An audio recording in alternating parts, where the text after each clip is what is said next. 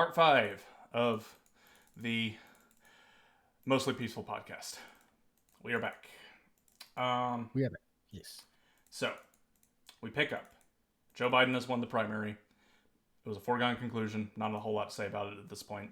The riots have been in full swing. The Chaz has happened. There's a lull in the rioting, except for Portland. So, let's go over that. Portland, Yeah. despite everywhere else mostly calming down, except for a few cities that have flare-ups every once in a while, Portland has been going strong for 90 days in a row. Well, it is Portland. That's just what they do over there. Yeah. So the riots there eventually escalate to a point and get the objective to attack the federal courthouse. Now, this is Trump testing the waters for the honeypot, I think. It is very clear a lot of these riots were instigated and cheerleaded by the Democrat Party to bait Trump into sending the National Guard of the state in or the military in. So instead, he sent the DHS in just to defend the courthouse. And I think this was a really smart play. If there was a smart play that Trump consciously did that people are not giving him enough credit for, even on the conservative side, it was sending them in to defend the courthouse. It was a very good way to test the waters for just how sunk in this freaking honeypot was. Yeah, I think a lot of the people aren't giving him credit for that. It's largely because they still hold to the opinion that it would have been better if he had just, brought the iron boot of the military down on these riots to begin with. I agree with that view, but I don't. I can see how he wants to play it politically and then crush it afterwards. I don't agree with it because there are people that are hurting in the meantime, and you need to take care of that. I think that you can't really meaningfully have that work out for you unless you are willing to go all the way and string up all of those governors. Yeah, and I don't think he had the tools to do that yet. I think I can understand the play of playing the longer game. It does not feel right letting these people continue this for this long, and I get that. But if he's going to play this particular hand, sending the DHS in to defend the courthouse to get a feel for how the left is going to push the narrative was a really smart idea.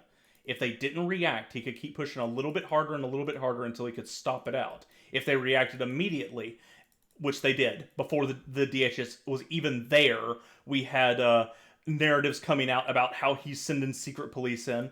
And then, as soon as they got there, Nancy Pelosi's like, he's sending stormtroopers into the city. Man, the thing with the Democrats is they make Trump sound so much cooler than he really is. Yeah, and I'm of a generation that came out that was born after Star Wars. So when I hear stormtroopers, I don't think of Nazi Germany. I think of Star Wars. So yeah. Needless to say, this is not at all what happened. He sent the DHS in to defend the courthouse because it's federal property on state land, like all federal property is, and he has jurisdiction over all federal property. And they just stood at the courthouse and only engaged those that attacked the courthouse, and they did pursue them off the courthouse property. Contrary to popular belief, if you break the law on federal ground, the feds can come after you. They don't have to. You can't just jump across the federal line and say, oh, no touchies, I'm safe now. It's like Homer Simpson at the embassy in Australia. Yeah, but they were saying the cops unidentified, unmarked vans and were being used to round people up. Well, of course you're not going to advertise that your van is a freaking security van. But when they didn't they have markings on their gear? On the individuals, the officers, yes. The officers were marked. They tried to say they were unmarked too. But the narrative that I saw really take off was the vans and how they're unmarked. Of course they're unmarked. Have you seen what the rioters have done to cop cars? They're cutting the brake lines, and Trump's having to find pants on head retarded reasons to send the cops after. Think about who you're dealing with here. Most of these people, their most accustomed to use for unmarked vans is to lure in small children. Yeah, I could buy that. So yeah, Trump had the DHS defend the courthouse effectively, using fairly light and non-lethal tactics, obviously, giving these guys a nice scare. And Trump sending the feds in, after they left, they continued to freak out a little bit after they deemed the prospect not tenable to keep up. And it really showed that this was just testing the media honeypot to see how bad these things were going to turn out if Trump sent anybody in, and how much this was the plan. And I think this highlighted just how clearly at least the Democrat cheerleading, if not the riots themselves, were part of the Democrats' election strategy to have Trump send in the troops and then smear him for it. They were trying to bait him into it, and he didn't take it. I think this is the play that threw a monkey wrench in the entire Democrat plan for 2020 elections. They expected him to send the troops in to squash this out, but he didn't. Instead, much like when it came to the coronavirus and he left the responsibility of deciding what to do individually up to each state, which I didn't touch on before because I wanted to save it for now and do it all at once, he instead put the onus on the governors and offered federal assistance if requested. You can call for it and I will show up, but it has to be your choice. And it has to be public, where people can see it. And that was his conditions for sending in help. Very simple conditions if your city's on fire. And you pay, and you are affiliated with a federation of states. If yours is having trouble, calling on the thing you're in the federation for seems to make sense. But none of these governors would do it. And they also told their police to stand down because Orange Man bad. And because they wanted him to go in by himself to get the press.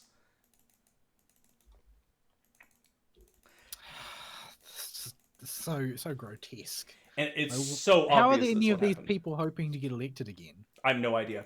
I think they just think they brainwash their followers into being complete true believers in everything. So now we have, we move on from that. This exposes what the riots are. And then we move on to Kenosha, Wisconsin on August 23rd. In Kenosha, Wisconsin, we have Jacob Blake, who Kamala Harris, by the way, is so proud of. She went to go visit him in the hospital. Attempting to kidnap a scumbag, this one. Armed with getting something out of the car, armed with a knife at the time, I think. Getting into a car with children while a woman is screaming that he's trying to kidnap her kids or something similar. It's absolutely... Well, he already stolen her car. Yeah. Like, as the statute's concerned, if you steal car keys from somebody, you have stolen their car. Yeah. And he was trying to either get in the car to grab... It looked like he was trying to grab something.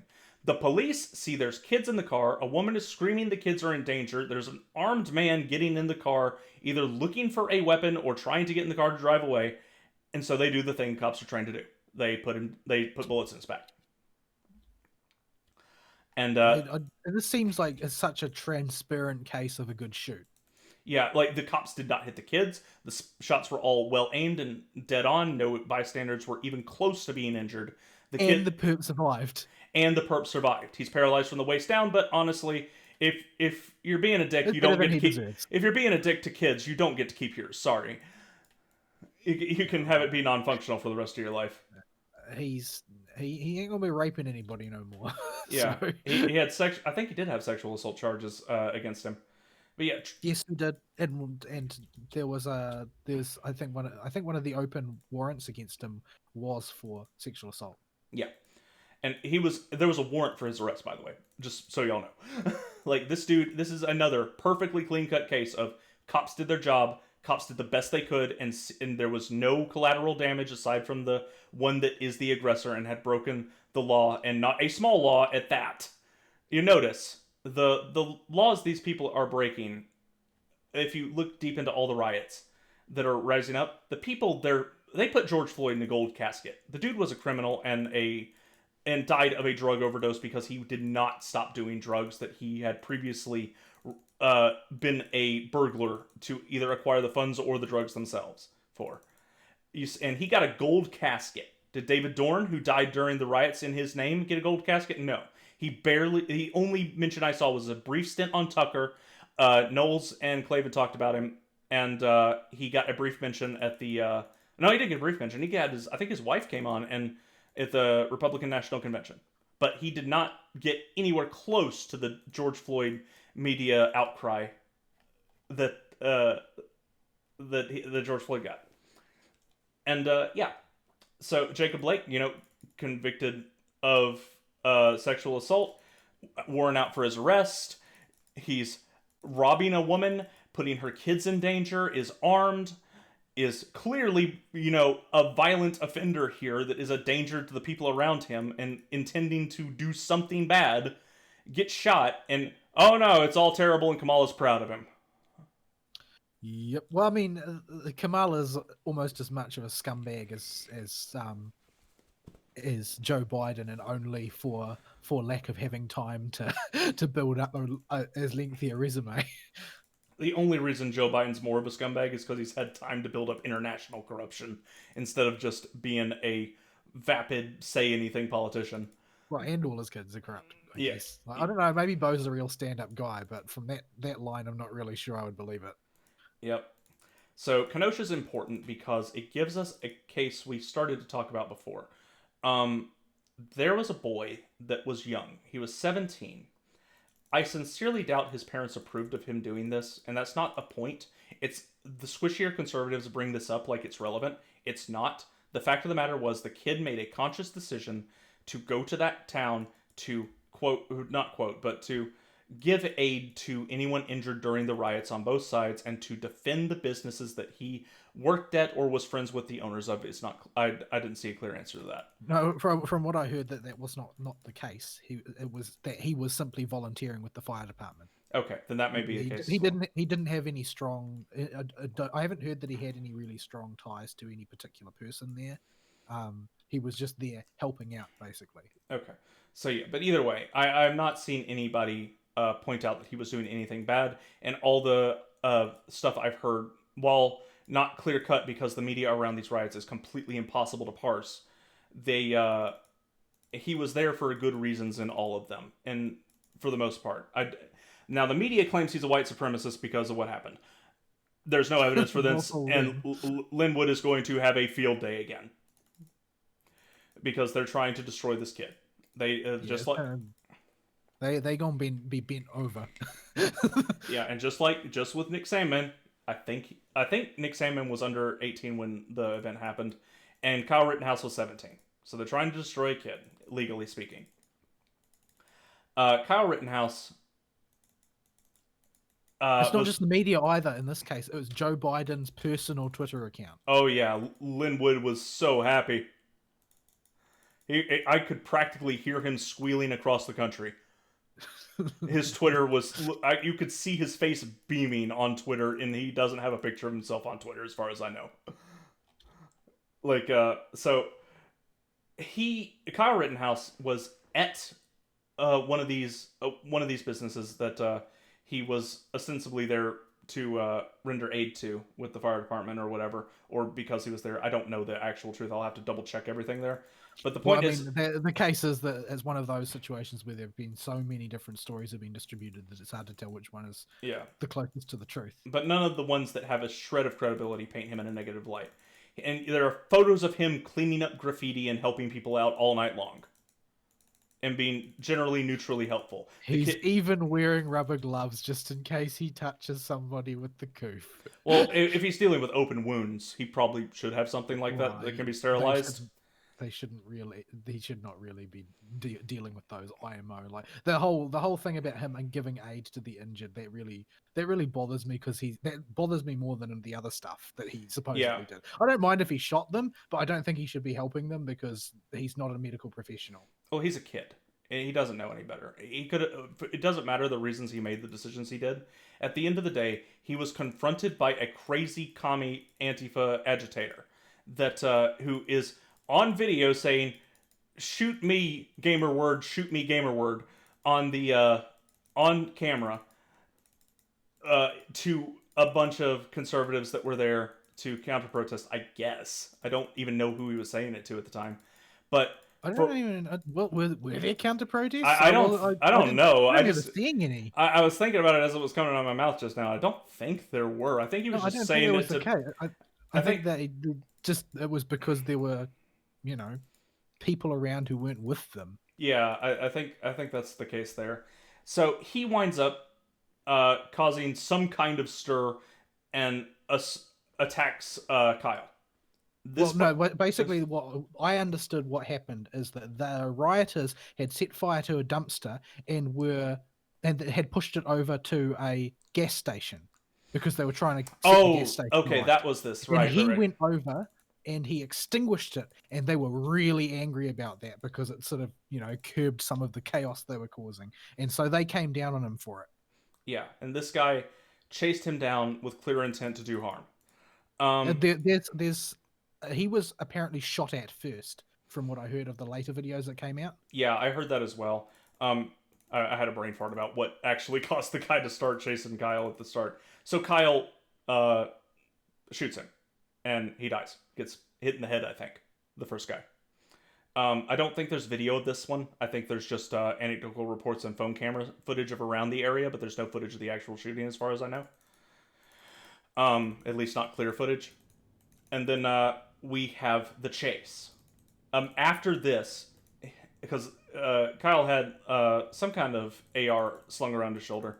I'm not up to date on modern military, or not modern military, but modern firearm hardware and what the numbers and the letters all mean. I think it was just a pretty standard M4, the sort that anyone would have to hunt with. Yeah, so he had that, and he started running, and he was chased down by a bunch of people. Two dudes would not give up pursuit. One guy with a skateboard comes up, trying to, what looks like, hit him over the head with it. I'm not sure.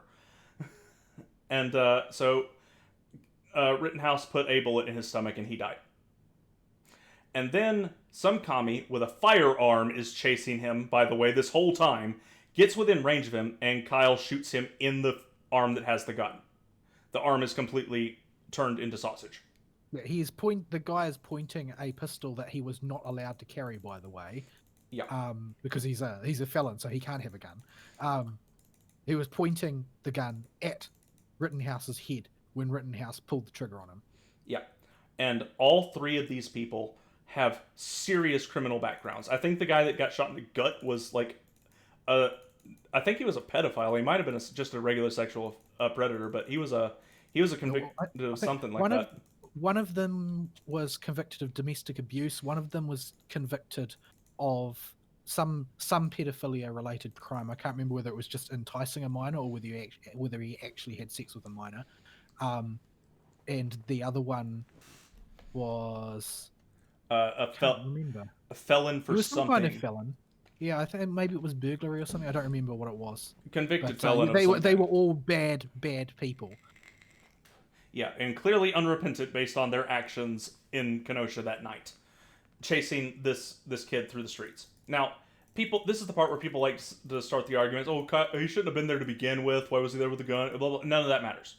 It's all completely. I don't understand why anybody thinks it does. He hadn't done anything until he was shot at. He shoots down the guy who shot at him. He is very controlled about it, and he goes to go and turn himself in to the police when he is chased down by two others, one who attacks him with a skateboard and the other one who pulls a gun on him and attempts to shoot him in the head. Like, in what situation is it okay with these people standing over you while you're on the ground to not drill them? Yeah. Find me one person who is armed and doesn't try and defend themselves. Yeah, if somebody is coming at you with a blunt instrument, the skateboard in the second case, and a gun aimed at your head in the third case, and presumably it was the guy that he shot that had the gun in the first case. I don't know that for sure. The first case is the fuzziest one for me. The guy that shot at him, I think, was the one that he killed first, and then the other guy with the gun was the one who got shot in the arm. Who, immediately his buddies go on social media and talk about how the guy is so upset that he failed to kill Rittenhouse because that's going to go real well in court. Yeah, that was on archive.is before I could even reload the farms page. So that's been archived. What do you call it? Yeah, it's just none of this matters. The kid was being assaulted when he showed up there to help in some capacity, and he did what any human has the right to do according to our Constitution and defend himself. He was not the aggressor in any case of these shootings. If you're being chased down by a group of people with intent to harm you, with stuff in their hands that can kill you, and you have a gun, you are in your rights to shoot them. And we see immediately after this, Kyle Rittenhouse didn't try and flee the scene as the media claimed. He went to the police and they told him to go home. Furthermore, he did not bring that firearm across state lines. He got it from his friend or some associate he had over state lines, so he did not bring a firearm across state lines, so they couldn't catch him on that either. Initially, all the details that have came out, basically, this is a case where the guy perpetrating self-defense and taking lives while others doing it is so squeaky clean and so far in the right in so many situations that it's almost a caricature of a real self-defense case. Yeah, it is just like the McCloskeys that are a story we didn't cover.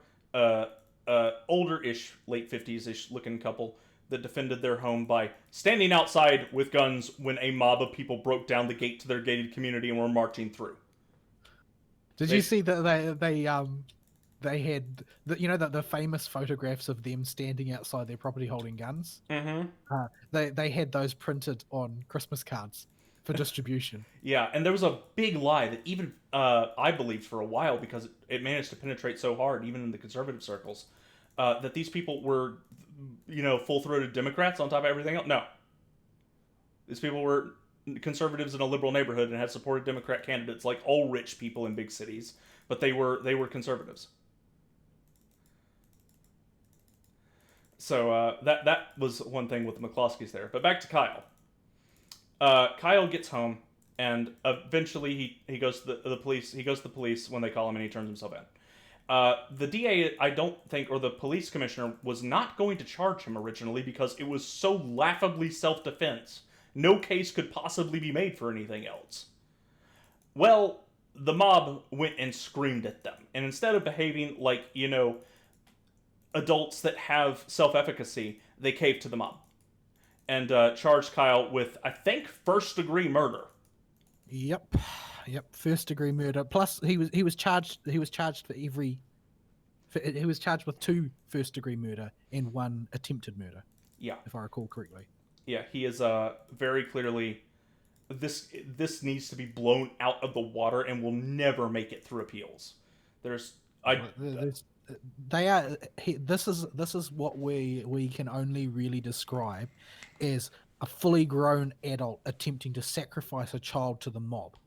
Yeah, this is. It is disgusting, and whoever was the one that handed down the edict to send this out needs to reevaluate their life. They should be badly. Forced to step down immediately. Yeah. Before all other things, they need to resign because they are clearly not fit for their job. Yeah, this is somebody that, first of all, it's cowardice when you're a leader, and second of all, it's the most unjust charge I've ever seen in my life for any individual. And he's in prison right now. Kyle is in jail for this, unjustly. And that while they have had the good grace not to reveal his location, what jail he's in or what cell he's in, there are people trying to kill him in the jail. It just beggars belief, really, that this is where we're at now. Like, as a culture, this is where we're at now. We're going to stick some kid in jail to appease a slavering mob of lunatics. It really hurts as a U.S. citizen to see this even feasible in my country. So, yeah. Don't worry, he's going to be rich enough to buy that prison when this is all over. Oh, yeah, he'll be able to buy the whole dang state after Joe Biden in the only national debate we'll probably get for the presidents. He freaking called Kyle Rittenhouse a white supremacist. No, the thing is that Biden will slip out of it by having himself declared non-compos mentis, and then he won't be able to become the president. Well, then so they'll put up the least popular candidate since Hillary Clinton in his place. Linwood has a track record of getting the left to bend the F over. So hopefully he can, even if they try to play games, he can strangle them, and it'll be wonderful. So yeah, one more riot we'll talk about, and one more consequence of the riots, and we'll move on to the general election stuff and wrap up. We'll talk briefly on this one because not a whole lot interesting goes on with this one. So this is only relevant because of the media story that went around beforehand. In Louisville, Kentucky, the city was so freaked out by the riots going on September 23rd that they preemptively declared a state of emergency and said they instituted a curfew, got everybody out, and it still wasn't enough to stop the riots. And they happened all over the U.S. again. Because there was a girl named Breonna Taylor who died during what they called a no-knock warrant. We'll get to the real story, what happened later, where the police broke. The media story is police had a no-knock warrant, barged in the house of this Breonna Taylor girl and her boyfriend to arrest the boyfriend, and Breonna Taylor died shot in her bed while she was asleep. That is not at all what happened. That is another media complete fabrication. But the media was so thorough in their gaslighting. This was another case where it took me a while to realize I had been tricked by conservatives who had bought into it and just repeated stuff to me. Because there are aspects of the case I didn't have right until I went and looked it up later.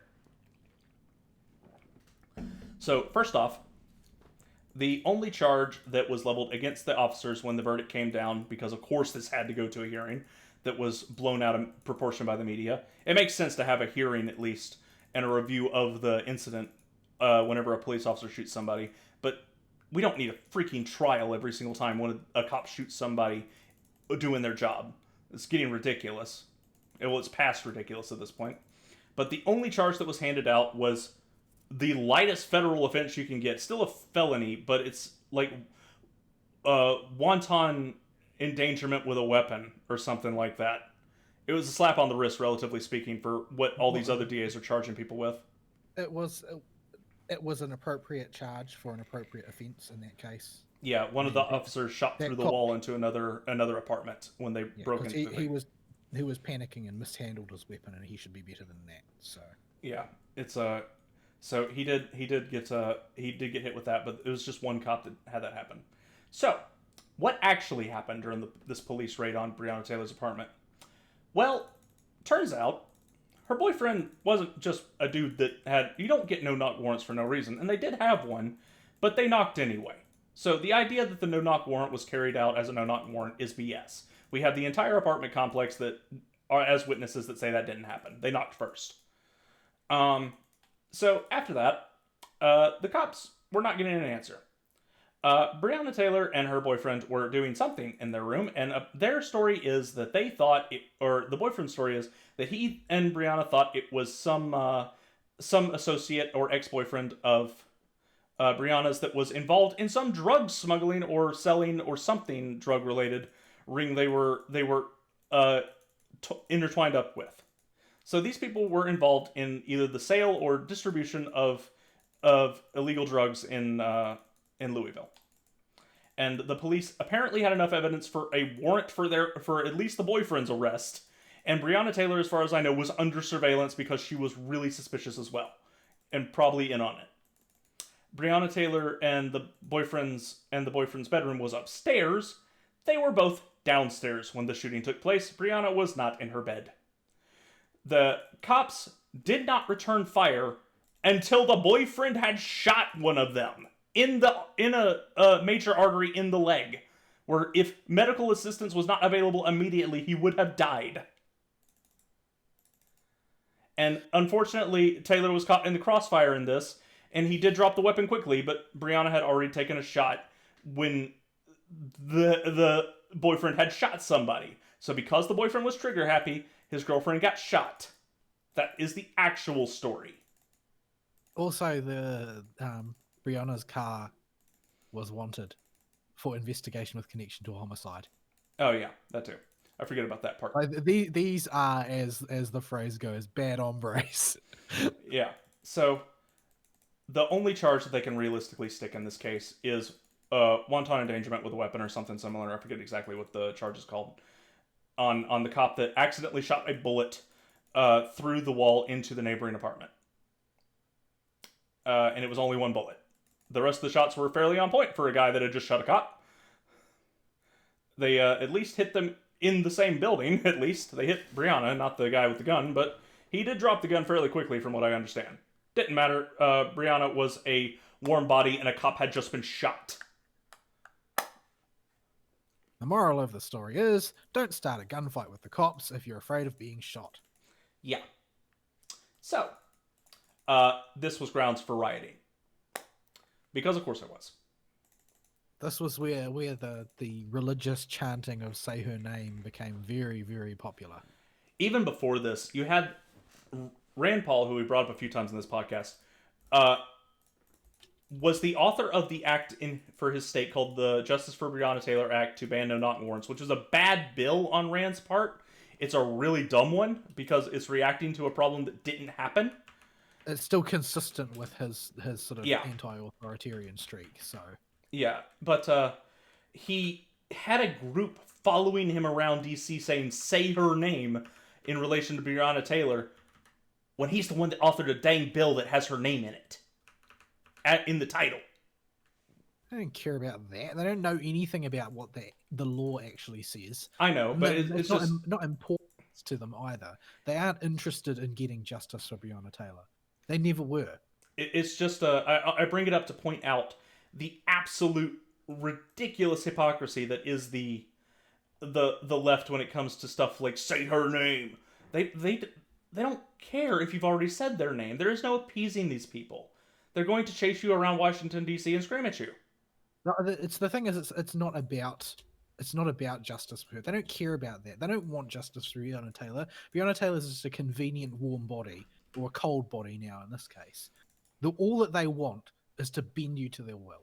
They want you to say her name because that way they force you to say her name. That's the only thing that matters to them. Their raw power and them being drunk on it. Yeah, it is 110% a issue of control. These people want power, and they want it either as a group or as individuals, and will take it by any means necessary, as long as you bow and give them the satisfaction of you bowing. That's all this is. But yeah, I just wanted to bring that little anecdote up because that particularly ticked me off for some reason. Them chasing Rand Paul around like that. And this is after the dude with one lung caught coronavirus, which he only had one lung to fight because the lefties had beaten him to a pulp in his yard so badly that he had to have one of his lungs removed. Wasn't he also shot before that at one point? He might have been. Rand Paul's had a rough time in politics. It's like you think those two-bit rappers are gangster. This is politician, man. You can say what you want about that boy, but he will hold firm through the storm. So yeah, now we follow this up with a consequence of the riots. And I put this one here, and Vol actually reminded me of it because I didn't have it on the list about a week ago. And I kept it here because it's important to point out that these riots have an effect outside of the riots damage themselves. The left will like to claim, oh, they just have insurance, they can just get their business back. Their life will get back in order pretty quick. This isn't the case. There is an issue, another self-defense issue, where Nebraska, a bar owner in Omaha, Nebraska, through a convoluted series of events, had to defend his bar from rioters trying to destroy it, and that were engaged with, I think, his father, or it might be the father that was protecting his son or attempting to, and wound up killing a rioter. And I forget his name off the top of my head. I didn't write it down because I wrote this in so late, and I'm bad at my job. But what happened was he was originally going to get off scot-free, just like Kyle Rittenhouse, because clearly this was self-defense. There's video of the entire event. And there was no way to construe this as anything but self-defense. The dude didn't even offer, stupidly by the way, offered them a warning shot, I think, or at least showed the gun to them. You should never do. Yeah, never do that. Once you aim a gun at somebody, you kill them. But that's the only outcome. But as far as these stupid states are concerned, that gives you an advantage of the law when it comes to self-defense. And I think Omaha, Nebraska has that law, or a law similar to it. So he shot a guy, and they wouldn't leave him alone. The state DA could not. He bent to the peer pressure, just like the one in Kenosha, and charged the guy for ridiculous levels of murder to be taken to court. Well, by itself, that would have been probably obnoxious for him. I don't know if his family member died or not, or was injured by these rioters, but At the end of the day, he lost his entire life over this, in more ways than one. First, the mob went after him personally, destroyed any opportunities he had to make money after the riot.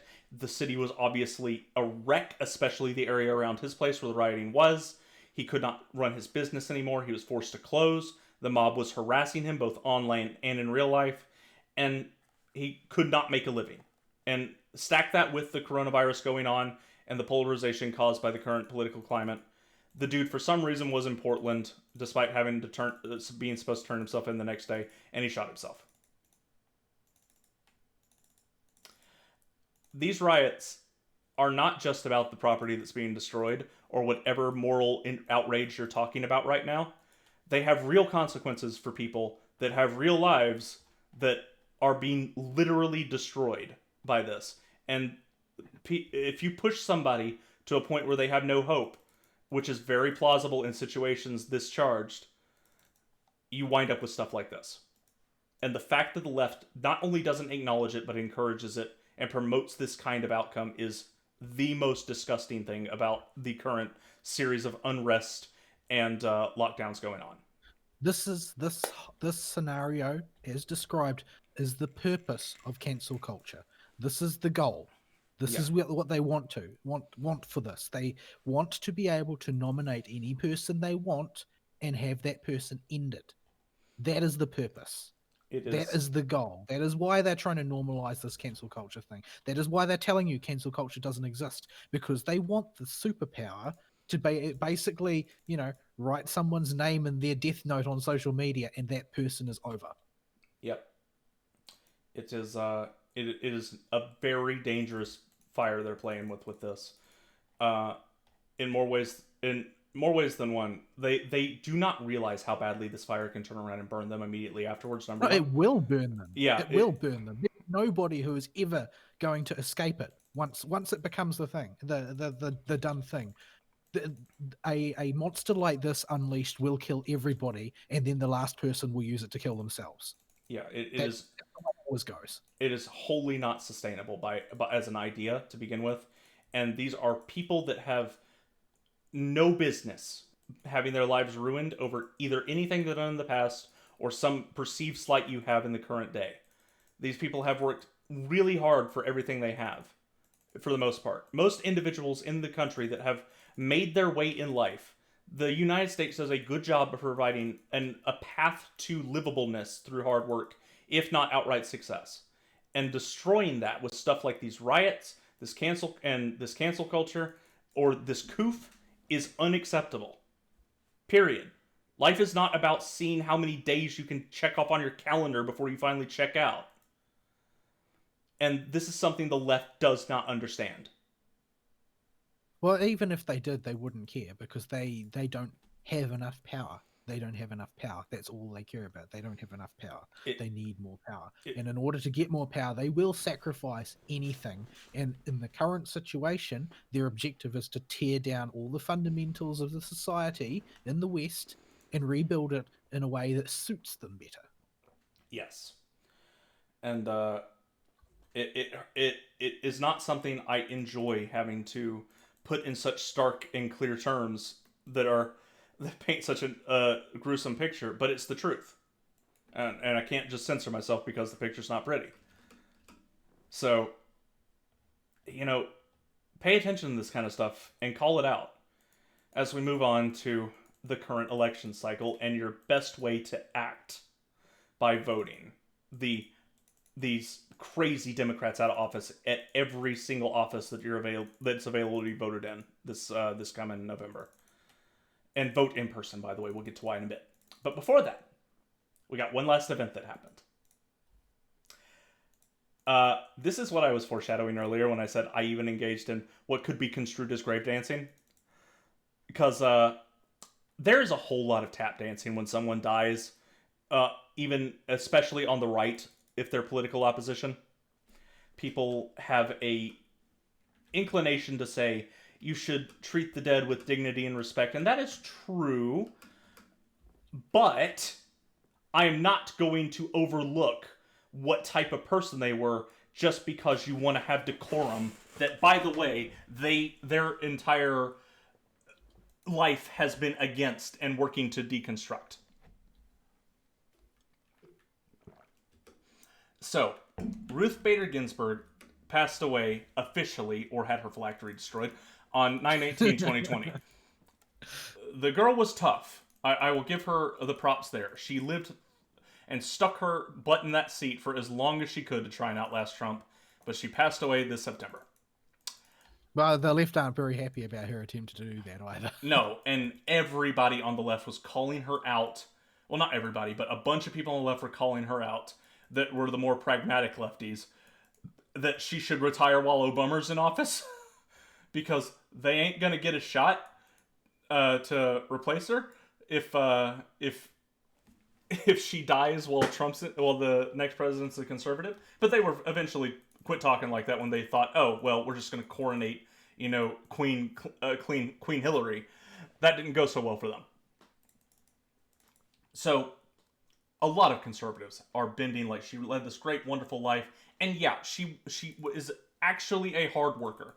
I will give her credit where it's due and when it reflects actual things that are true, but I do not want to hear conservatives say all these feminist everything she supported was so helpful and wonderful, and we need to respect that, because we don't. Wait, people are saying that? Yes, Hannity is saying stuff like that. Good lord. I don't even, considering how utterly detested Hannity is by the entirety of the left, pretty much the entirety of the center, and the entirety of the media, I don't know why he bothers to pander like this all the time. Yeah, I don't get it either. He has his boomer conservative audience, and you would think he would play that, but I don't know what he's doing. He might genuinely believe it and think decorum still exists, but this is the party that is currently, right now, actively cheering for Trump to die of the coof because he tested positive for it. And you're telling me I need to have decorum when one of their activists, who has been a part of one of our core highest levels of government and doing her absolute partisan best to just shut down anything conservatives do for the past 20 years, I need to have decorum with her death? Forget that. We don't play your game. And I'm getting so sick of conservatives, both in real life and on the internet, trying to play that game. That game's over. The left ended it with as far as I'm considered, Kavanaugh was the last straw. After Kavanaugh, there is no more playing nice with the left. There is no more concessions. There is, because they showed that there is no bottom for them. There is no level they're not willing to stoop to, no muck they're not willing to crawl around in. I had expected that they would be going to try and force Biden to take the high road in that debate, but no, he's with the rest of the left. They're crawling in the muck. They don't matter. Don't care what they do or what they say. They are desperate to destroy whatever remains of traditional American society. And Ruth Bader Ginsburg contributed to that more than any other individual in the judicial branch of the government.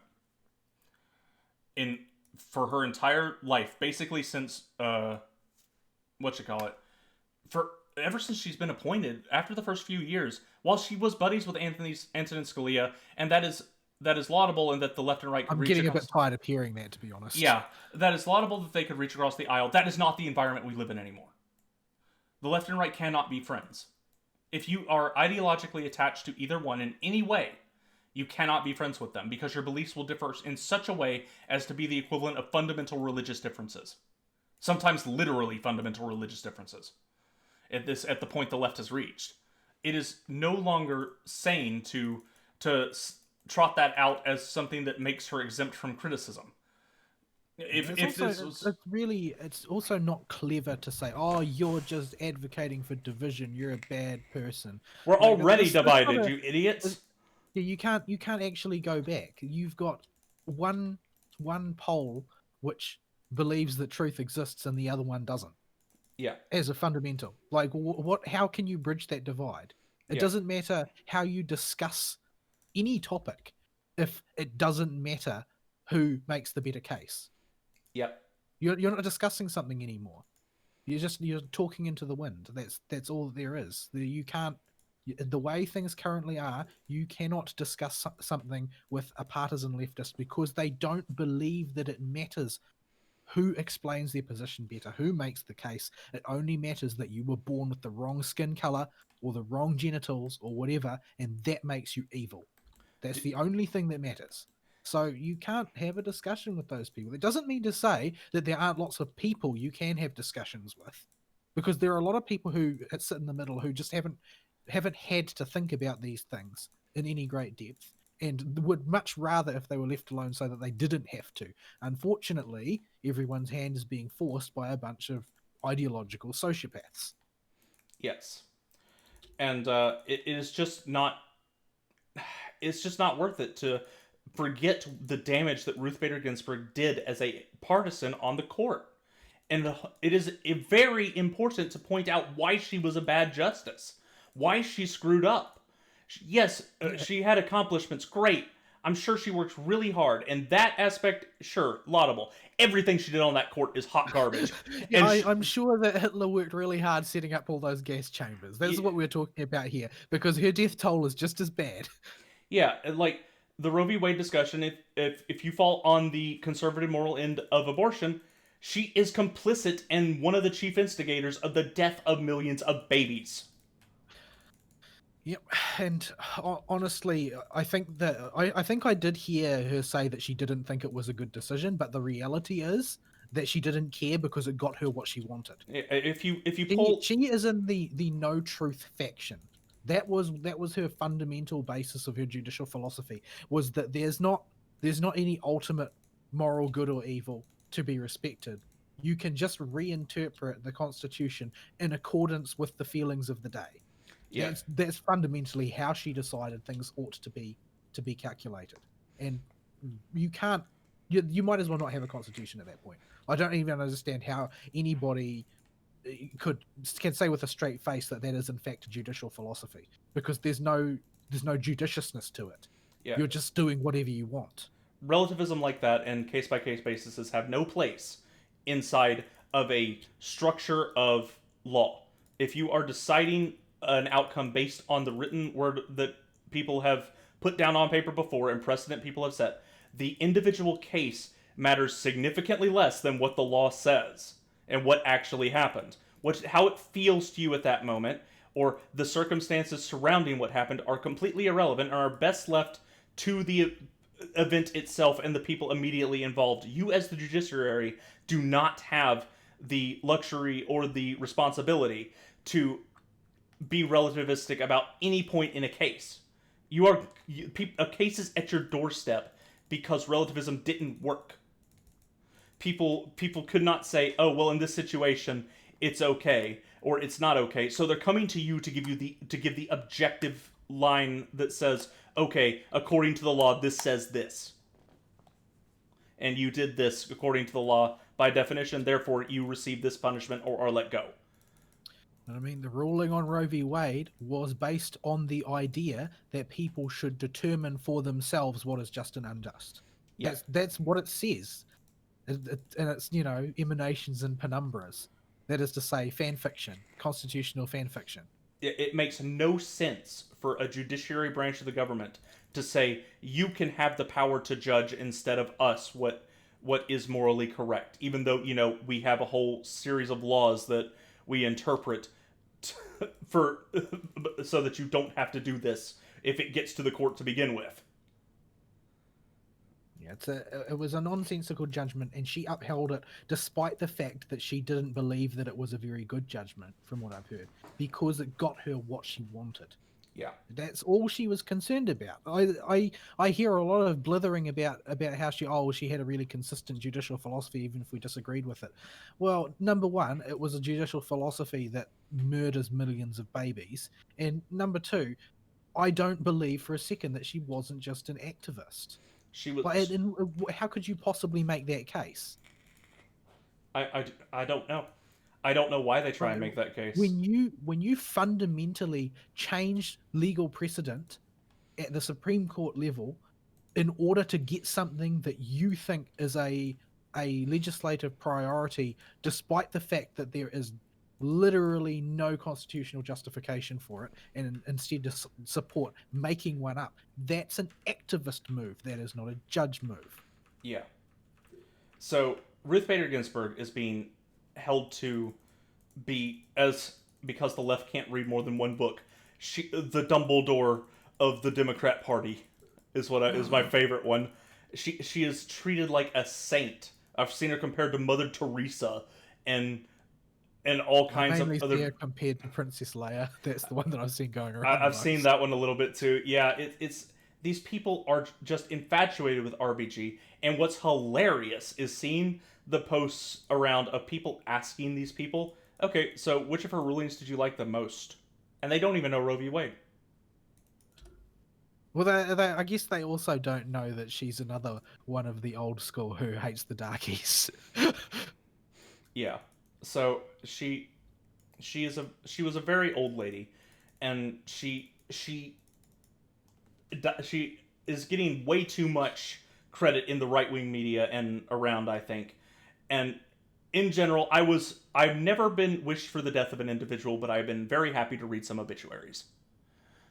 Is my general philosophy when it comes to this stuff. Yeah, like her being gone is an opportunity, and we have nothing of value has been lost. There's nothing any mortal man could have done to redeem RBG. Maybe she had a deathbed conversion. I somehow doubt it. Everything else that allegedly happened on her deathbed, I think has been made up. But Yeah, I was calling BS on that like not 2 minutes after I read it. but there was nothing more that she had to contribute to American society other than more suffering. Yeah, That was the only thing that she could have brought them at that stage. and she was And just it is a good thing that she is now no longer on the Supreme Court. yeah, she was literally just staying on the Supreme Court to hold a partisan position and be an activist. She was Yeah, there and just to like vote we with the said left. earlier in the show, she helped make the court partisan, even though she complained about it in her later years. And the reason why that is now a partisan fight is because of a ruling that she had a key part in bringing to pass. Yeah, without RBG to be the feminist voice on the court, I don't believe Roe v. Wade would have passed. Even though I think it was 7-2 or something crazy like that, I don't believe without RBG on the court it would have passed. Yeah, I think that she's probably not the worst Supreme Court justice because Sotomayor is on the court. Yeah, But she'll have plenty of opportunity to supplant RBG in her role as the most partisan Supreme Court justice ever in the history of all time. Holy crap, that's a bad Supreme Court justice. I've never seen someone more obviously activist than Sotomayor, but Sotomayor doesn't have a history yet. RBG does. So so yeah. Oh my goodness. Uh so Trump, in his as is his right as the president of the United States, and was Obama's right as well when he was president of the United States, has nominated a Supreme Court justice in an election year, and for some reason this is supposed to matter. Uh, I don't know if anybody told the Democrats, but if you win an election in multiple branches of government, you have more power than if you just won it in one, like Obama had. So regardless of all the waffly excuses I've seen from both the conservatives and the Democrats for why this shouldn't go through, at the end of the day, the Republicans won the Senate and the presidency. Period. And this is one of the powers afforded if you manage to accomplish that. And it would not be this way if the left had not set up their own fall here by changing the rules for Supreme Court confirmations. yeah, but ultimately, and this is my authoritarian streak coming through. Maybe I feel like they've they've been allowed the left has been allowed to set the rules for the game. If you are on the right and you believe in what you believe in, play for keeps. Yeah, you need to Play for keeps because there's no amount of quote civility unquote is going to change your opponent's mind. They are not going to be nice to you because you are nice to them. They believe what they believe, and they believe it so ardently that they're willing to go to the lengths that they did to try and prevent Kavanaugh getting put on the Supreme Court. The disgusting behavior that they were willing to indulge in without a single twinge of conscience amongst most of them. That's the game that they are playing. That's where they're operating from. If you aren't willing to play for keeps, you don't need to descend to their level because you're in the right. You believe that you believe in what you believe, and you believe you're in the right. You have the authority, the legitimate authority to appoint someone to the Supreme Court. You might as well play the game the way it's supposed to be played, the way that will allow you to win. Because the difference between you on the right and them on the left is that they don't believe that there are moral limits to what you can do. Period. And when it comes to the game analogy here, the Democrats have made it a point to change the rules of how the game is played whenever they're losing. It's like you're playing poker and they're inventing new hands to fit the hand they have every other round. The problem with that is if you need to pay attention and be willing to go, okay, fine. I'm stuck in the position where I have to be the one that wants the consistent rules. So anytime you change it, I need to be sure to viciously use them against you to discourage you from doing it in the future. If nothing else, you need to. The thing is that I'm pretty sure that has the opposite effect. Their conclusion is always, we need to change them harder next time. Yeah, but you would be a fool not to take advantage of an opportunity presented to you when the one side is not playing by the rules anymore. And I think this goes even deeper than just the Supreme Court discussion. This goes very deep into the left's philosophy currently and how deranged they become. And that we're going to see the whole they go the moment that they get elected, if they win this time round, they're going to abolish the electoral college. They're going to expand and pack the Supreme Court. They're going to abolish the filibuster. They're going to set up everything necessary to ensure that there's no opposition can be leveled at them. They will add additional states to the union in order to ensure that they've got additional congressmen, additional senators, additional people voting in the next election. They will ensure that you will never have the chance to object to their failure to show the civility that you think you were going to show them. Yeah, it is a fundamental problem with politics in the United States, especially, but the world in general, I think, as well as heading in this direction, where the left is just not playing by the rules of the game anymore. We set up society with rules, and to win the game, you have to play by those rules. Otherwise, you're not playing a game. You're just being a tyrant. And the left is doing its best to throw a hissy fit and change the rules of the game because they've put themselves in a position where they know they can't win. So they're just going to throw the pieces over and knock the board over. And this makes it impossible for you to win the game because your pieces are on the board too and are going to get scattered all over the place. So at this point, you just need to make do with what you got until we can reassert a sense of normality with consistent rules. It doesn't even really matter what most of those rules are, aside from a few core fundamental ones, as long as they're consistent. You can play by them and find a path to success. But the left doesn't see that right now. They just want to make up the rules as they go because they have no way to win. So yeah, that's I think that there's no discussion to be had over whether Trump should or should not make a Supreme Court appointment. There's absolutely no reason for him not to. There's nothing to be gained by not doing it. It will never redound to your advantage, and it won't ever redound to the good of the country either. So you would think, the way we were talking, that Trump had not made his nomination yet, but he actually has. Amy Coney Barrett has been nominated to go to the Supreme Court hearing and be voted on. And Mitch is super happy. our little turtle, affiliated with cocaine, was last seen under a sink faucet doing a little dance. As far as I'm concerned, he was so you could practically see his face glowing. Yeah. The thing that people they seemed to forget about Mitch McConnell is that he's a swamp beast. Yeah, he's been a swamp beast his entire career. He knows exactly how that game is played. Yeah, and he's an incredibly canny politician when it comes to the raw business of politicking hard.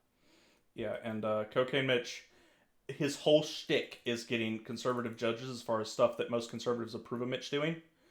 And this will be the big grand finale for Mitch's career if he ever gets voted out of office.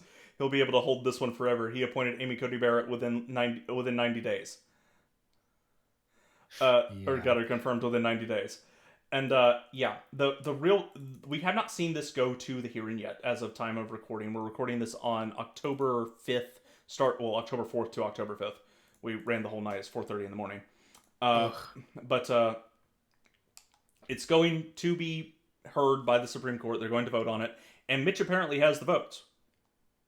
Yep, because apparently Romney decided not to to wimp out this time, Yep. not to be a douche.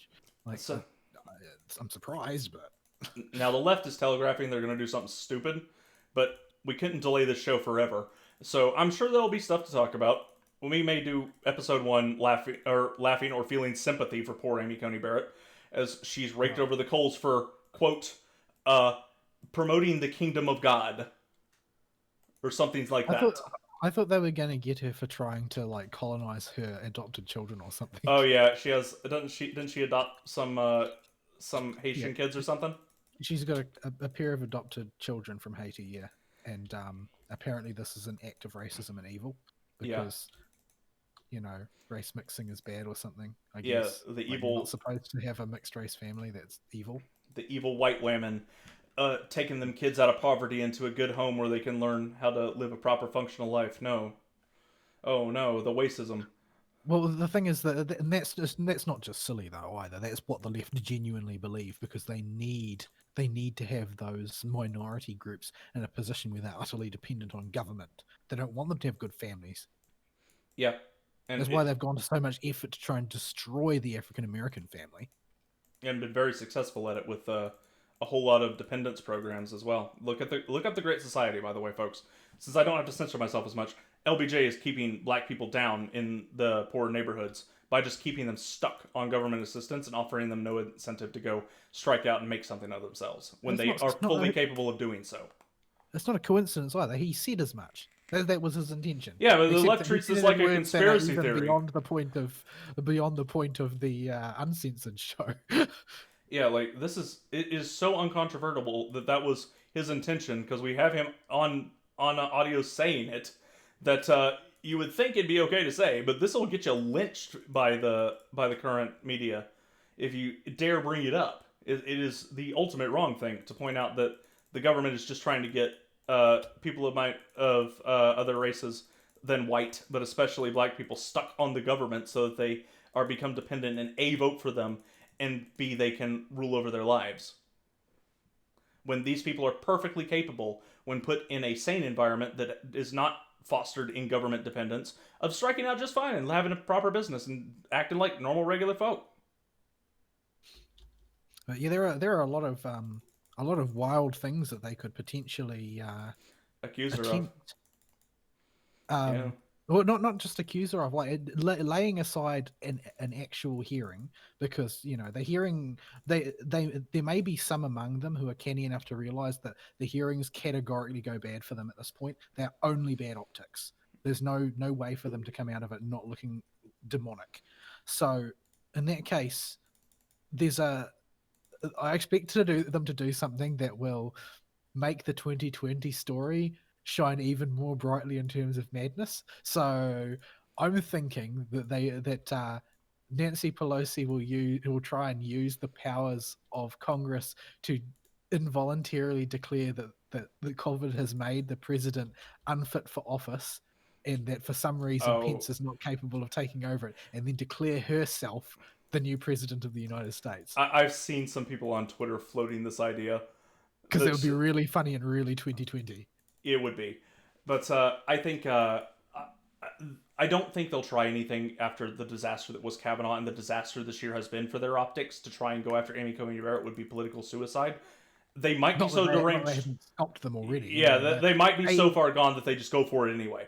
So they hate religion so much. They hate it so much that I have my doubts that they're able to resist. Mm-hmm. It seems to be a real serious pathology for everything, that they hate people who are religious in any way unless it's the religion of quote unquote peace. Well, yeah, that and because Christianity especially conflicts with their religion of woke lift identitarianism. So yeah. Amy Coney Barrett's story will unfold throughout the following weeks, so we don't have much to say about it right now.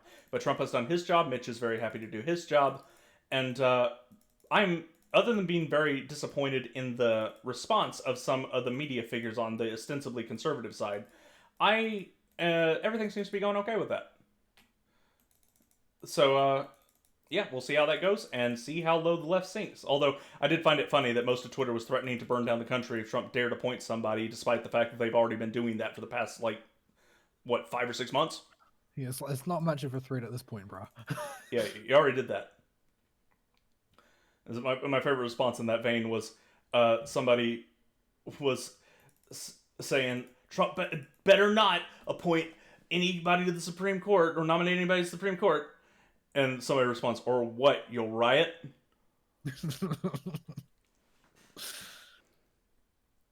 Right, moving on. It's getting Yep. really late. I haven't Yeah, eaten anything. I'm trying to blitz through it. Okay, so the election. The election itself. First topic, the polls, and how hilariously bad everybody is at reading polls, and how bad the polls are at A, getting information, and B, presenting that information. Because I think most of these polls are just outright lying at this point and aren't actually calling anybody. Because these idiots call landlines. Who has a landline? I don't have a Exactly. landline. But even if you do believe in polls, even if you're pretty confident in them, I mean, it seems to me that aren't you supposed to basically read polls directionally, not in absolute values? One would Like think. that was my understanding of how they are traditionally supposed to be read. Like you only look at the direction that they're going because you know that the specifics aren't reliable. But they apparently the industry standard is that you poll 800 people or something like that, and that's considered a representative sample with a margin of error of about 1% or something. Like it's ridiculous. Like you can't seriously believe that, right? You're going to get that sort of margin of error. Yeah, I don't. I don't know. But everybody is apparently able to read the tea leaves and has their own take that they're fairly certain on that the polls indicate. But at the end of the day, the polling methods are A, kept obscured for the most part.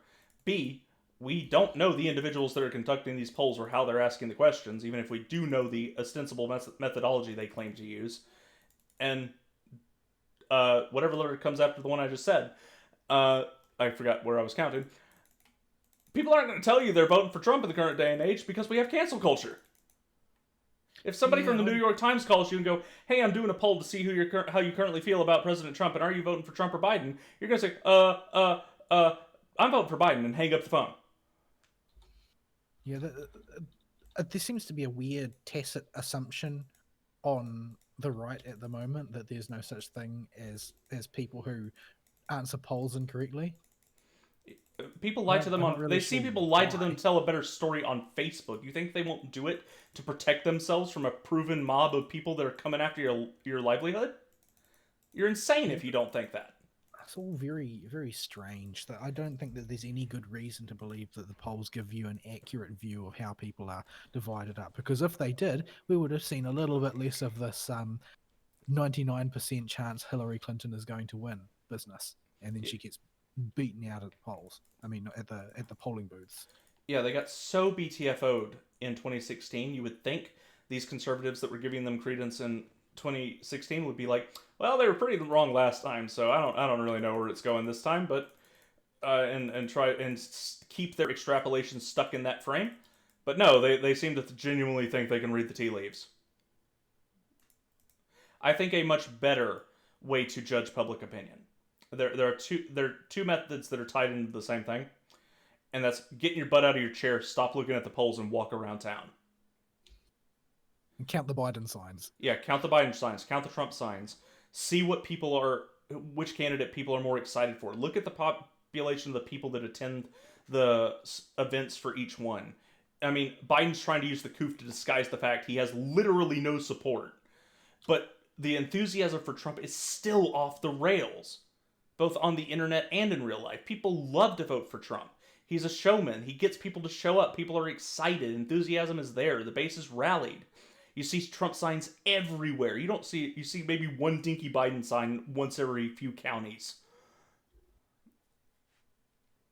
And then people are joking that Black Lives Matter is the official Biden campaign sign at this point because you know that person's voting for Biden. But I don't understand why, other than the fact that they're all low information voters. Like, what has Biden got to offer Black Lives Matter? he's not And Trump. the Well, the truth is, based on what they've been saying, is pliability. They know he's an empty suit. And Trump said as much during the debate. He said, "Oh, you may not." When he accused Biden of being a Bernie radical, and Biden denied it, and he said, "Oh well, I mean, it doesn't matter because they're just going to make you do what they want anyway, and you won't be able to stop them." Like, Yep. which is true, and they know it. They know it. I've seen videos of Black Lives Matter people saying as much that, "Oh well, I mean, he's useful because we can use him as a method of getting what we want because he doesn't really believe in anything." Yep. And it is it is disturbing to look at how people are all just gathered around a table making either deals or arguments about how they're going to get to use Biden when he gets in power. It's some truly unsettling stuff to see people talk that way, but they're totally doing it. And yeah, I genuinely think people just need to open their eyes instead of looking at polls. Stop playing statistician. Stop playing being a math wizard, and just look around. And I think the answer will be much clearer that way. But there is a muddied aspect of this that is probably the most dangerous thing that's happening right now that we need to talk about. Voter fraud and the Democrats cheating is going to make this so hard to tell who was right and who was wrong. It effectively invalidates any data we could acquire from the election because the cheating will be off the rails with the introduction of mandatory mail-in ballots. Is that is that a thing? Like, is that when they say mandatory mail-in ballots? Is that actually something they can do? The states Supreme Courts can overrule them, and the Supreme Court itself can overrule them, which is another reason they're panicking over RBG being replaced. So, as far as I understand it, anyway, it can be declared unconstitutional and too dangerous for the republic. It can be judged an unjust law that puts things in jeopardy, even if it doesn't violate a written law in the U.S. I think, but it needs a court decision to do so somewhere. A couple states have had their mandatory mail-in ballots slapped down, but they're still trying to do ballot harvesting, and that's been slapped down too in a few states. But it's getting away with itself in the more lefty states. So their data is completely useless as far as figuring out what the population of those states actually think. And I actually suspect some states like New York could go red this time if the election was held fair. But they're so scared of losing those cities, even if it's just to secure the numbers in those states and make sure those states stay blue and stay strongholds, they'll cheat there. Yeah, I don't. I think that there's going to be a certain amount of distortion, certainly, and I think it's going to be very, very hard to measure precisely how much and where it's taken place because it's going to be rife, not organized, but in little bits here and there. I think is how it will mostly take place. There's going to be officials, quote unquote, in charge of particular polling booths who are deciding to, for the good of the country, they're going to be activists about it, and they're going to dishonestly discharge their duties and that type of thing. I think that that's how it's most likely going to take place because they don't want to leave a paper trail for their fraud. Yeah, and That would be bad, and they know that they've got enough people. I mean, they've spent the whole of uh, the previous 4 years has been spent preparing people through the media to think that they're a brave revolutionary hero if they break the law in order to prevent a free and fair election. yeah, and this is so dangerous because the only thing that stops people from just shooting the guy that's currently in power is we have a transfer of power if the popular opinion changes, and we can change how we're governed by electing somebody different. If that is now called into question by these mail-in ballots and by the security of our own election, and people feel they don't have a voice anymore, you're back to biggest gun wins. Yep, and it'll be like the chairs everywhere. Yeah, and that is not an outcome anybody wants. And while the commies may be threatening it right now, they don't actually want it, and they won't know they don't want it until they're facing down Bubba and Cletus across the road after they've burned down the local shopping mall with their Molotovs. Yeah, I mean, they found out pretty quickly that the Chaz wasn't a great place to live. You'd think they'd be able to make the connection, but no. So I just it is very scary to me that these guys are going to cheat and how badly the cheating is being telegraphed with stories like there's going to be this red mirage where it'll look like Trump won, and then all of a sudden over time we'll see more blue ballots come in, and it'll swing things in Biden's favor, and he'll win the electoral college in the end because more Democrats are scared of the coof, but completely What? neglecting that the military has to vote by absentee ballot, not mail-in ballot, but absentee ballot, and be counted later too, as well as the freaking old people that couldn't go there even if there was no coof. Yeah, it's a little bit worrying to me that they can make these brazen prophecies and people aren't willing to call them on it. Like, it's not it's not rational of them, and I think that they are past rationality. But the fact that nobody is really acknowledging how far past rationality they are, how obvious and transparent this astroturfing for their chosen outcome is very disturbing. Yeah, Like, I don't see how we got to the point where you can say something like that and make explicit predictions that, oh well, once we do this, once we allow this amount of time to pass and count these particular ballots, we're going to accomplish this result in an environment where everybody is talking about the possibility of fixing the election. Like, the logical conclusion you would think people would draw is, why does this person think that he can say that with such confidence? What does he know? because he It, sh- plans it, on sh- doing it it shouldn't. himself because it's all Yeah, projection. it should not be a situation where, oh well, he must be an expert, therefore we've got to trust what he says is coming from a position of expertise. Like, that's not that's not how I'm accustomed to Americans thinking. Yeah, no. We are defiant by nature in our culture. It should be standard to be skeptical of anything an expert or the government says. But it But is not skeptical enough not to make action figures of Dr. Fauci. yeah, that nature has been completely killed in people in the United States with this woke movement, and it's going to be very hard to get back if we even can. I don't know if we can. I don't think we can. At least not to the level we had before this. Like, it's pretty well dead. It will not ever be nearly as strong as it was before, which is a shame because I think it was a very beneficial mentality to have. And without mass communication and a push for globalism, I don't think we would have got to this point. So unfortunately, when I say on the show I am preparing for the worst with actual violence due to the Biden supporters reeing so hard when Biden loses that they decide the world ain't worth keeping anymore and totally lose their minds. I'm actually doing it. I've lost 10 pounds and am now up to benching somewhere over between 120 and 160, depending on how the weight measurement uses, because those weights aren't accurate at all. So I've been trying to get back in physical shape in case I got to freaking move my butt and my legs somewhere, because these people are that crazy. Isn't that a sad state of affairs? Yeah, and fun fact, I applied for Poll Watch to watch the polls and work as free security effectively for the local polling station before RBG died, and not 24 hours later RBG died, and they immediately I forget if they called me or sent me an email. They're like, yeah, we don't need you anymore. We got actual threats. We're hiring proper security. Yeah, I mean, I'm hoping that it will just be a matter of, oh, they'll go out in the streets and shout no at the sky like they did last time. But That would things be have just gotten ideal. so much worse now than they were back then. Yeah. So skipping the media and big tech stuff because we really don't have time. It's getting too late. This goes into why it's important to talk about this kind of stuff. And I think the biggest takeaway here is the left and right is so polarized, so separated by fundamental moral and ideological divides that within this generation it cannot be bridged.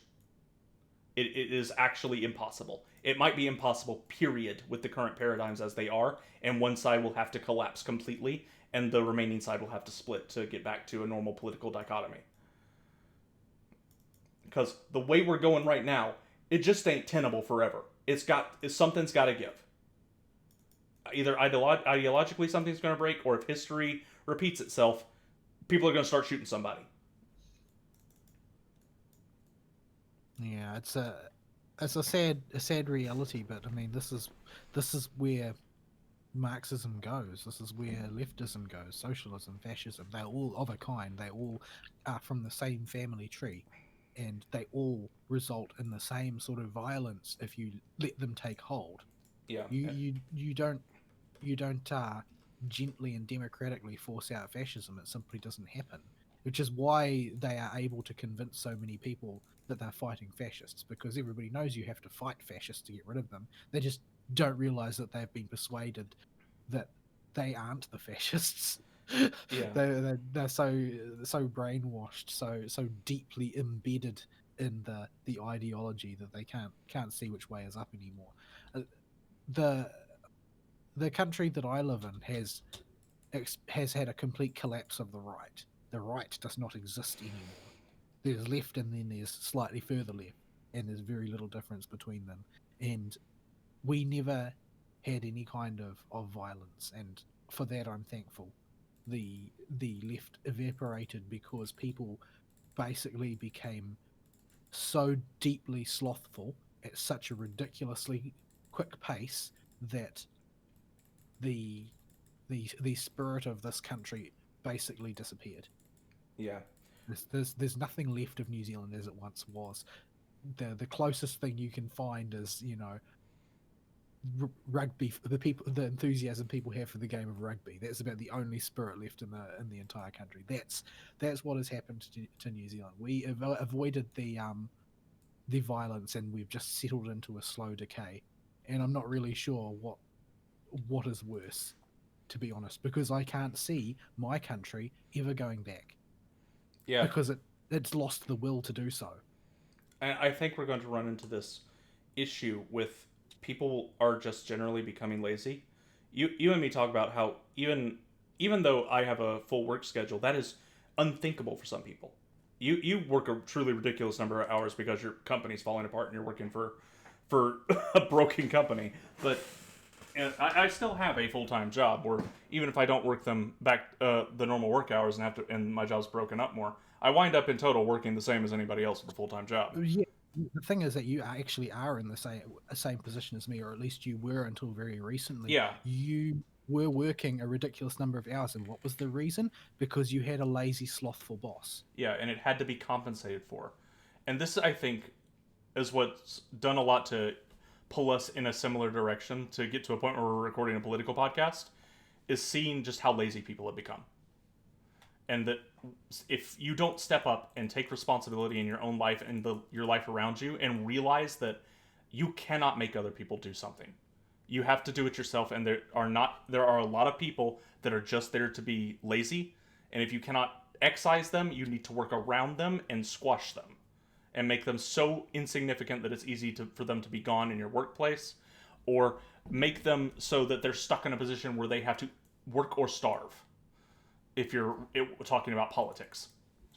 And Yeah, the thing is that I feel like a hypocrite when I complain about these things, because I have lost so much faith in my country and yeah, in my countrymen as voters. Like, at least because Trump got elected, you know that not all is lost in your country. There's enough people who have the will to see things change, that they will vote somebody in who's completely out of left field, and at least hope that they'll do some of what they say. And Trump has rewarded the faith that was placed in him by his voters.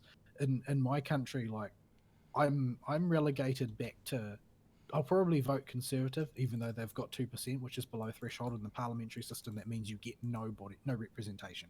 But I will probably vote for them because they're the only party that I think is moral to vote for. The rest are all too derelict, yeah, quite simply. Like the last election cycle, I voted for Winnie, who I didn't agree with many of his policies, but he was the chaos candidate, and I feel like in retrospect he betrayed most of my expectations, except for the expectation that he would betray me. Except for the fact that because he was the chaos candidate, he slowed down dramatically what the leftists were trying to do by basically being belligerent and getting him in the way constantly, because he was the kingmaker, he was their coalition partner. They formed a minority government, which is something that you get in MMP parliamentary systems, where a party that does not have the popular vote is able to form a government and rule the country simply by exchanging favors with other smaller parties. It's the worst aspect of MMP. We don't have an electoral college. What instead we've got a situation where a party that people manifestly don't want is the party that becomes the one in charge. But the because he was the chaos candidate, he was able to get in the way of a lot of what they wanted because they needed him in order to rule. But this time there's no such option. This time so many people have just they've had their spirit broken, basically. Whatever was left of the New Zealand spirit was broken by Jacinda's lockdowns. And now everybody just wants to hole up in a comfortable place and wait to die. That's pretty much it. Nobody wants anything out of the government anymore. They just want them to take care of everything so that nobody has to think. They can all just sit on the couch and wait to die. It sounds like we're moving towards a life in a world I cannot imagine enjoying life in. A life with no agency, a life with no choice made by yourself, and consequences, good or bad, for those actions, is not a life I want to live. It's not a world I want to live in either. Like, this is it is incredibly dangerous. This move all personal freedom, choice, and self-efficacy and identity out of somebody's life and hand it to predefined groups or the government is how is that not horrifying to people? That the people don't think of it in those terms because they only think about their immediate comfort. They don't I think personally that it's part of the erosion of religion from our society is the erosion of people's tendency to think about the broader picture of things, what the true value of things are, and what your role as a part of society is. Like, people have become increasingly atomized the more collectivist that they become, which is a very strange paradox. mm-hmm. Because as a since everything is done as a collective, you only need to worry about yourself in the immediate because everything else is going to be determined in terms of the collective. And so nobody thinks about anything. Like, the number one reason cited for why people are going to vote for Jacinda Ardern again is, oh, she looks pretty nice. Yeah, she's a She woman. looks like a nice person. She's a fascist, sure, but she looks like a nice person. But she doesn't have dangly bits between her legs; they're on her chest instead.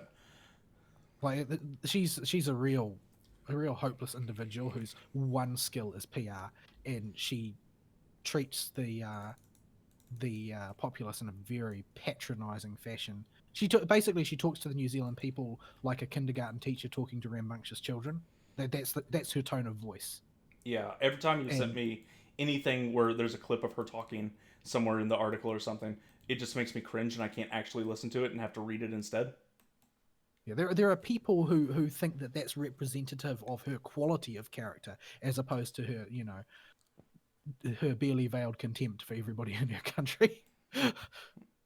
But it's a frustrating scenario for me. But I don't see what could pull New Zealand out of this lassitude unless there's some real crisis, not a fake crisis that has been structured entirely to generate more power for the government, like the coup has been.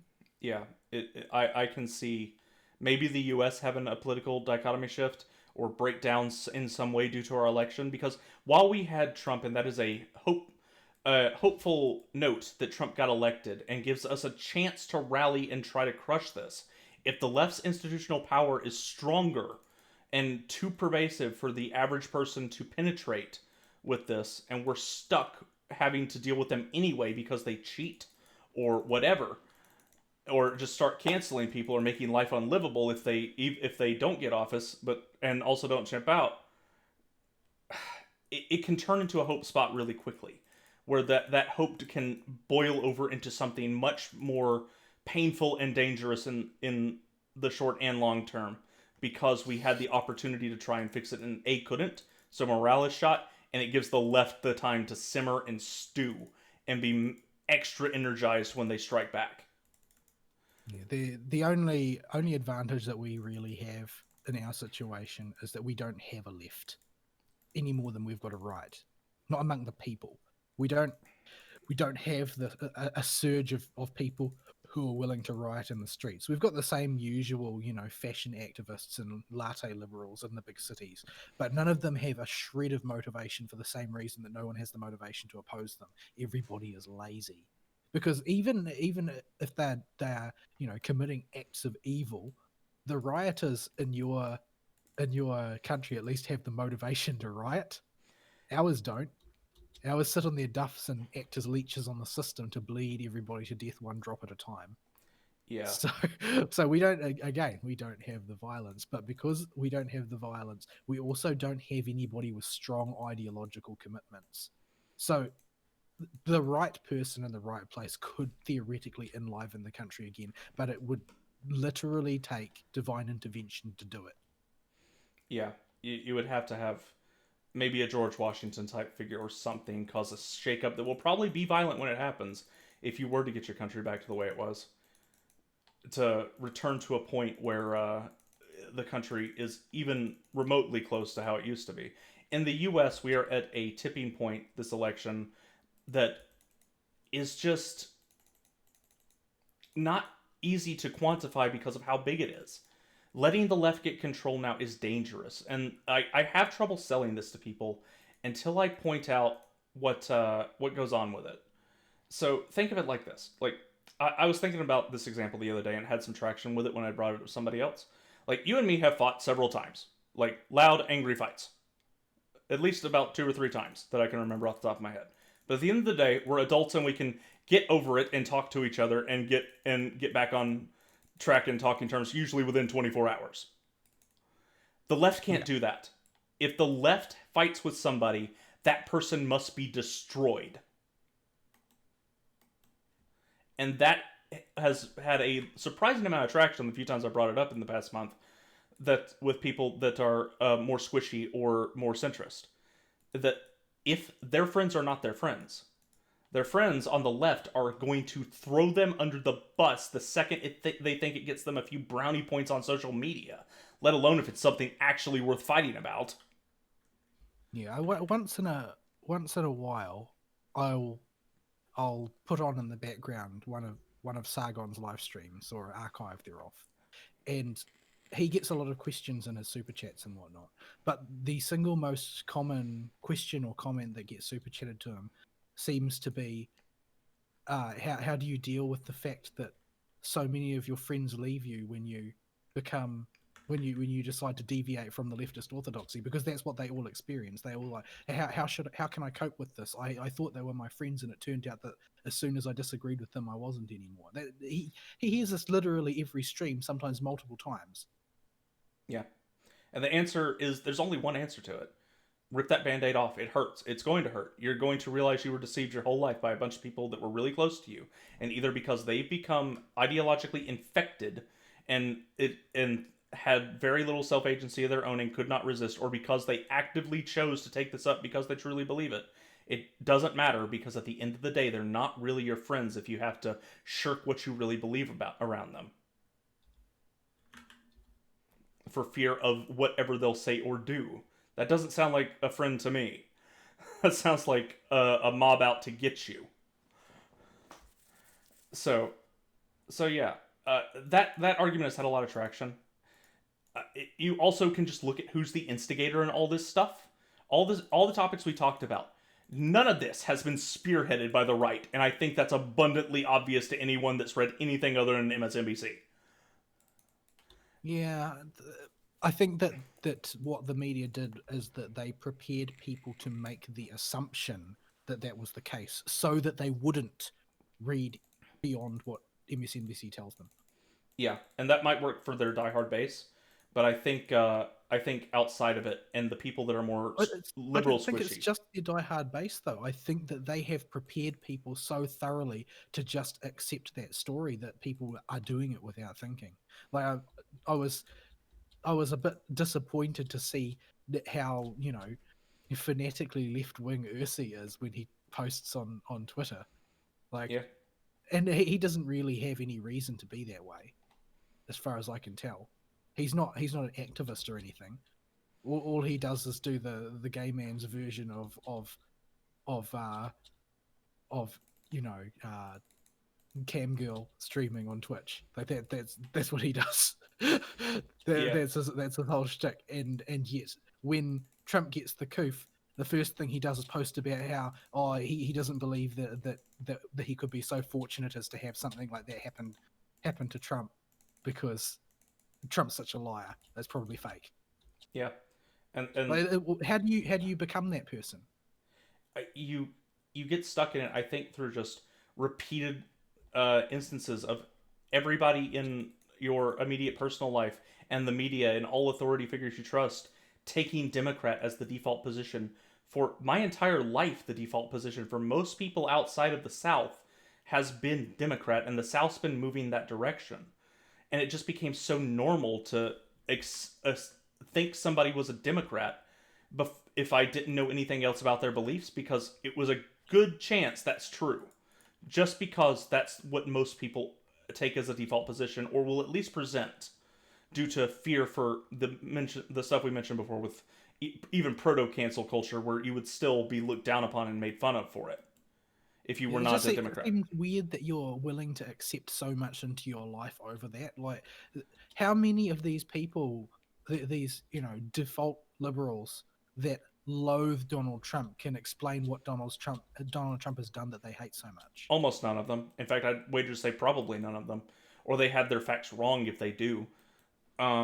It often doesn't matter that they do. They're stuck in an ideological rut and in a bout of fanaticism, but they're But this goes back to my comment about the media has prepared people so well to accept this reality, because the most common reason I see cited on the Twitter, because as you know, I go into that poison lake to see what the lefties are thinking. The most commonly cited reason is the very fine people. yeah. That's the by far the most common from normal people who have decided that they hate Donald Trump. Very fine people every time. And I think this brings a point of why we're talking about this now and getting the message out to whoever will click the link that we send them. It is important to understand that if you are not okay with the way the left is behaving right now, if you're not okay with the coup lockdowns, with the riots, with cancel culture, with anything going on, with the way the left's been behaving with the election, with their tomfoolery messing around, changing the rules, if you're not okay with this, you need to not just speak out, but confront them on it. You need to be active, in, even if you don't think it's your strength. If you need to do something to make these people realize they're making a mistake, and that you can and educate yourself to cite things that say, look at history. Look when every time this has been attempted before this has happened. Look at who's It, the instigator in all these conflicts. as a matter of curiosity, does writing to your representative do anything in the US? Depends on your rep and depends on how big they are. If they're really big, no, it doesn't do jack. But if they are a medium, a small to small medium sized rep, and they're trying to find their footing, you can usually get a word in with them.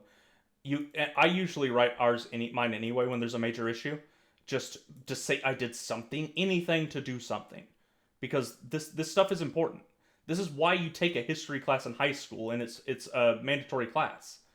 You need to know this stuff. You need to be able to make decisions based on anything other than what you heard on the television. Yeah, I'll sit down and I will write a submission to the government on issues, but I don't trust any of the politicians, so I don't write to them specifically. I write to the select committees. But I know that they don't take any notice of that stuff, but I do it because that way I can say that I did, that I tried, I used the tools that the system presented me with, and the system rejected me. Yeah, And at that point, I feel like I've done my due diligence as a citizen for the point of view that I believe is correct, and that's pretty much all I can do. And that's why I'm in this position where I would just like to leave this country. I don't have enough hope in it anymore. I don't believe in it anymore. I don't think the people that live here believe in it anymore, and I definitely don't think the politicians believe in it. yeah. I want to preserve what's left of the U.S. that I was taught to be proud of and be a part of. I want to preserve what's here of this defiant, highly individualist culture where you can go out and do something yourself and live or die by your own merits. Whether you have incredibly good luck or you're incredibly skilled and your interest and talents line up, as long as you got something and you keep trying, you can make it. Yeah, I mean, a lot of Americans really don't seem to appreciate how envious those of us who don't live there are. And Well, you can hear this from any immigrant who's done things legitimately in the US as well, especially those who've come from shitholes like Cuba. Like they really appreciate America and the freedoms that you have there, and the fact that there are still people in that country who care about their country compared to other places like mine, where everything has just rotted away into apathy, and ones like Cuba where they're run by evil dictators. Like, by comparison, I don't understand why so many leftists are constantly bitching, because you live in a paradise. they genuinely are so lazy and so insulated from the rest of the world now. They don't go get jobs. They don't start a family. They don't do anything that requires them to put forth any responsibility and or accept any responsibility in life. So they just get used to people taking care of them. Is my main theory of it. And they get stuck thinking, oh well, look at all these people that get even more free stuff than we do, and it really does come down to Gibbs. Like they want easy free lives. They don't want to Yo, work. gives me that. I, Gives me that. it Gives me that. Always gives me that. And that's basically what our elections here hinge on. Which party is going to deliver more gives me that and drive us deeper into debt. And that's always it. yeah, That's what it comes down to in the end. and I don't know about you, but I don't want to live in a world where merit or at least being able to do something and be proud of your work is not something that's a tenable way to go through life. I don't want to Yeah, live in the world where that's not a reality. yeah. Like I mean, I would quite like to live in the south of the US simply because that way I'll have confidence that at least for a while I can practice my religion without receiving too much opprobrium. Like, it was really quite terrifying the way the media and the general populace descended on Christians when the latest COOF cluster was grouped around a church in Auckland. Suddenly, it became Christianity's fault that the COOF was happening, Yeah, and and that this was the universal message throughout the common people in the media: is that, oh well, if there were no Christians, we wouldn't have had a COOF outbreak. yeah, and you'll see this everywhere. We're their favorite target right now. But it's important, I think, we be sure we don't play the victim and try and always work towards a solution. We can't fall into the left's poor, pitiful me narrative, which I do sometimes. There are days where I get really disheartened at everything going on. But you have to pick yourself out of that. You have to pray about it. You have to find something within yourself to get up and keep moving forward in life and keep just prepare for the worst and hope for the best, and just do everything you can think of. And I'm not here to tell you explicitly what you, me, our listeners should do. I wouldn't know well enough what to do myself, such that I could tell anybody else. I mean, I live in a country where the current bill on the table is to expand hate speech laws to ban prayer outside abortion clinics. Yeah. So I would encourage people to find something they can do that they feel is productive, whether it is or not. At least it's doing something. People rag on Sargon, and I even rag on Sargon a lot, but I don't like them getting on to him for running for with UKIP for a seat at the UN, but before the Brexit deal went through, because at least even if everything he did was completely pants on head retarded, at least he tried something. Oh well, he's still doing stuff. He's setting up a media company now because he thinks that the media is too corrupt and he wants to be able to create content. Yeah, So he started a media business. Like, he knows that he has to do something, and he's got some resources to hand, so he's working on it. yeah, And that's we would never have gotten to where we are now if there was enough of that sort of know-how still around. And I disagree ardently with Sargon on more things than I can count, but I don't disagree with the initiative that he shows. yeah. And I'm very much in a similar boat. And I think the closing comment here we can set as the takeaway from everything. If you want it in one quote, is Project Veritas's motto: "Be brave, do something." It doesn't matter what it is. It really doesn't. It doesn't matter if it's a disaster. Just do something. Be Yeah, I active. mean, Don't. you might accidentally influence one person, and that one person might do something, and they might be more successful and influence two people. Yeah. I mean, you can chimp out about stuff. You can try and be reasonable. You can talk to people. You can go be a participant in counter protests. You can be a poll You go and worker. shoot some pedophiles in Kenosha. Uh, I live in the U.S., so I can't endorse that explicitly. I can defend the individual, but I don't want the law coming down on me because I live in this country. But yeah, you Would you can. miss them? I would not miss them. I would be happy to read those obituaries, as I said before. but but yes, just figure out something to do, folks. Figure out. Don't fall victim to the sloth and poor pitiful me narrative that is taking over the left and is starting to infect the right due to our disheartened uh, state when we look around and see the state the left's trying to drag it into. Yeah, that's the part of the reason why I'm so invested in the US election, despite the fact that I don't live there, is because I think, I hope that the success of Donald Trump will infect other countries and will start to enliven the despondents who oppose the left wing orthodoxy, which has taken over so much of the West. And yeah, and even if everything goes pear shaped, even if Trump loses, it's going to be very disheartening for a little bit. Don't give up. Period. The you will be stuck in a world where you cannot be proud of anything you do in life if you give up now. You have to keep pushing forward even if things go south. So keep your head screwed on straight, pay attention, make sure you're educated and can present sound, rational arguments. You don't want to sound like an idiot. Or at least know why you believe what you believe. I say that a lot, but I mean it explicitly, word for word, when I say that. And it's harder than most people think. And just be tentative and do your best out there. Get out there and vote and do something. And I think that's a good spot to start wrapping it up. I think we're pretty well done. You got anything else before we sign off? Taiwan number one. Taiwan number one. All right. We'll see you back on the main show. We may do more of these and cover more topics as they become relevant. If we get enough to talk about, they will not be as long as episode 0. I will probably wind up uploading this in parts because this file will be absolutely ginormous and take all day if I do it at once. So I will release them as I get time to upload them over time because I have to wait for people not to be home working in the upstairs. So, all right, folks. We will see you back on the main show next week on Saturday to Sunday, U.S. time. Sayonara. Bye-bye.